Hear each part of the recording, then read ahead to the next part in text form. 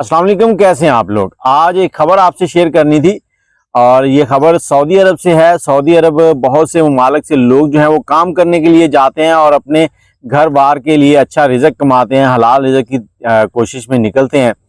और सऊदी अरब के अंदर पहुंचने के बाद बहुत से ऐसे इलाके हैं जो बहुत ही ख़तरनाक हैं।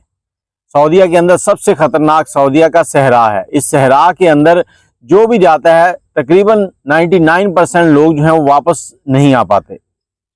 थोड़ी सी गलती और आपकी मौत आपके सामने खड़ी होगी। ये दो शख्स, एक का तल्लक इंडिया से था और दूसरे का तल्लक सूडान से था। ये एसटीसी कंपनी है, उसके अंदर काम करते थे। एसटीसी कंपनी जो है ये मोबाइल टावर्स जो हैं उनको देखती है और जो इंडियन शख्स है, शहजाद नाम है, शहजाद खान, ये उस कंपनी के अंदर मोबाइल टेक्नीशियन है और ये टावर्स वगैरह के ऊपर मेंटेनेंस का काम करता है।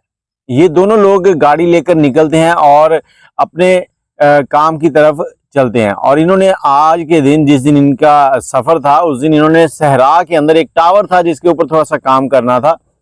और टावर पर काम करने के लिए जब ये निकलते हैं तो जैसे ही सहरा के अंदर दाखिल होते हैं, कुछ सफ़र के बाद इनको पता चलता है कि इनका जीपीएस जो है वो लॉस हो गया है। जैसे ही इनका जीपीएस लॉस हुआ तो इन्होंने इधर उधर मोबाइल से रब्ते करने की कोशिश की। फिर इन्होंने एक सिमत की तरफ सफ़र किया कि हो सकता है हम इस तरफ जाएं तो ये सीधी हो।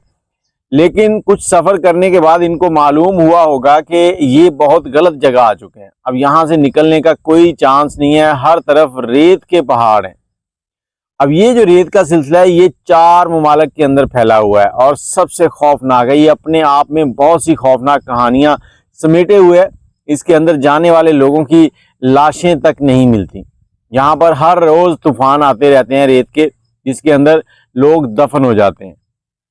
तो ये लोग जब सफ़र करते हुए आगे जाके इनको पता चलता है कि आगे हर तरफ रेत ही रेत है, तो ये एक जगह रुक कर अपने मदद का इंतज़ार करने लगते हैं।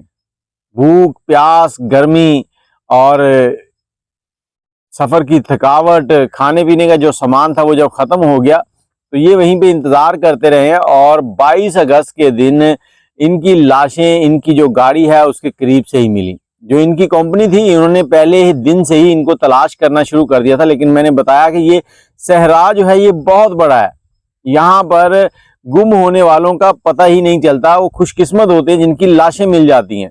इनकी गाड़ी के नज़दीक इनके लाशें मिली हैं जो कि आधी जो है वो रेत से ढकी हुई थी। अगर एक दिन भी और लेट हो जाता तो शायद इनकी गाड़ी और इनकी लाशें दोबारा किसी को मिल ही ना पाती।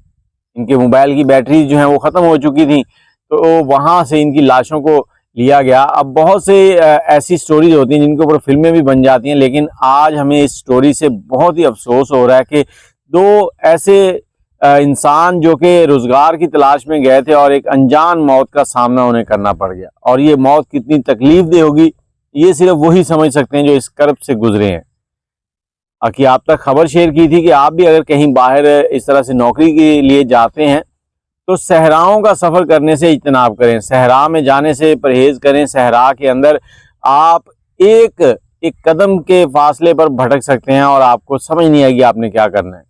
वीडियो को शेयर कर दीजिएगा ताकि दूसरे दोस्तों तक पहुंच जाए। गाँव में याद रखिएगा। अल्लाह हाफ़िज़।